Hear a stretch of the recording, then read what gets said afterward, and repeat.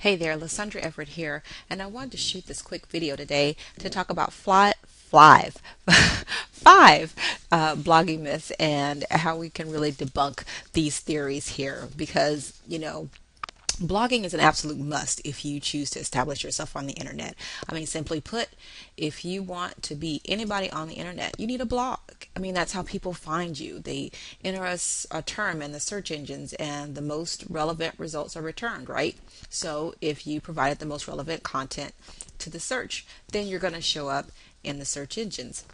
But aside from that, though, there are some things that you really need to realize about blogging, and I wanted to share those with you today.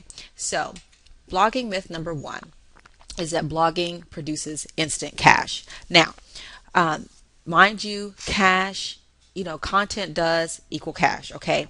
But the thing about it is that it doesn't happen overnight. I mean, there are people that earn six figures or more through blogging, and most people start blogging in order to make money, but this doesn't happen overnight. I mean, some people post one or two blogs and expect this flood of money to come in, and it just doesn't work like that. Blogging can produce a significant income, but it takes time and it takes consistency. Okay? All right. On to number two, that blogging requires some sort of writing skills. I mean, the thing about it is it's kind of funny to me, but just give me a minute, okay? So really blogging is about, your self-expression.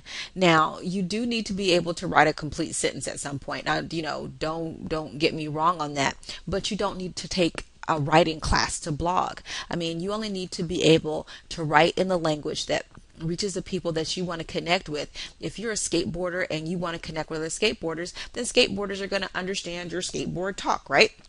But if you're a skateboarder who also happens to be a doctor, but you want to connect with doctors, then you need to speak the language that doctors speak. They won't necessarily understand your skateboarder language, right? So what am I saying? Simply, you don't need a degree in English in order to be a blogger. You simply need to have a heart to share what you want and connect with people. That's it. Okay? All right. Blogging myth number three, that blogging takes too much time. Now, you don't always have to have some 1,000-word blog post. As a matter of fact, people's attention spans really aren't even that long. Now, so you can have the long posts, you can have short posts, you can have, kind of medium length posts. You can add a video and write, a few short sentences about it. But blogging, it should not be an all-day activity. It is much, much better for you to write a short post that's full of value than to drag it out for paragraphs and paragraphs just for the sake of links. You don't have to spend 8 hours trying to get it perfect. Having a spelling error here and there isn't really going to kill you unless you're me. I'm a spelling bee champ, so spelling is my own pet peeve, but I'm working on that. But anyway, what I'm trying to say is that you don't have to agonize over every detail in every post. If you have a post that you're really trying to rank on the front page of Google and you're really looking for that to bring you some traffic, spend time on those. Make sure those are perfect, but just, your everyday stuff, don't even worry about it, okay? So, you should be able to get a blog post done, in at least 30 minutes. It might not start out that way, but once you get going, you should be able to spend about 30 minutes and get a blog post done. All right, blogging myth number four, that blogging is an income-producing activity. All right, so blogging really is kind of a catch-22. You have to do it, and it can produce income, but the act of blogging itself is really not an income-producing activity.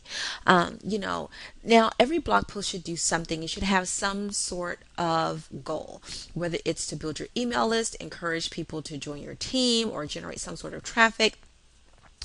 But when you spend too much time creating the blog post, then you have diminishing returns. I mean, what is your time worth? If your time is worth, $250 an hour, is it much easier for you to pay somebody $10 to write a blog post than spend your valuable $250 an hour time writing the blog post. So, it can produce significant income and bring in traffic and all those things. But if you're spending too much time blogging, then you're losing money and it's not an income producing activity for you. Remember, your time is valuable and you only have so much of it, so you have to really look at how you're going to spend your time. You can outsource your blogging. You absolutely can. You can go to places like Fiverr or go to Odesk, or you can go find private label rights material, or do some of those other things to supplement your blogging.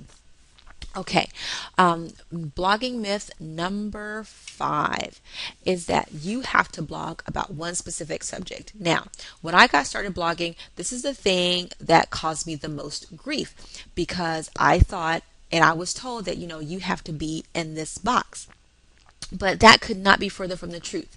While your blog should have an overall theme and reach an overall audience, it does not have to have one dimension. You are not a one-dimensional person. You have activities, you have a life, you have hobbies, you like to have things you like to do for fun.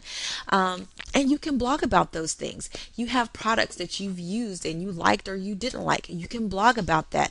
You might be going on vacation. You can blog about that. You can really have fun blogging. It doesn't have to be focused on one specific subject all the time. If you're an internet marketer, you don't have to talk about internet marketing all the time.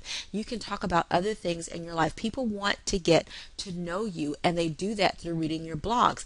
And the real authentic you is more than just a business person or more than just an entertainment person. So you have to really incorporate all of you into your blogging. So, it can really be a lot of fun, and you can really make money, but you don't have to be mundane and one dimensional. Just keep those things in mind. If somebody tries to fit you in a box with blogging, then this, come back to this video and just know that you don't have to fit in a box. And so lastly, I'll leave you with this. There's a link below. Click that. Enter your email address and find out how I make money blogging. This is Lysandra Everett signing off, and I will see you on the next video. And always keep marching forward. Bye.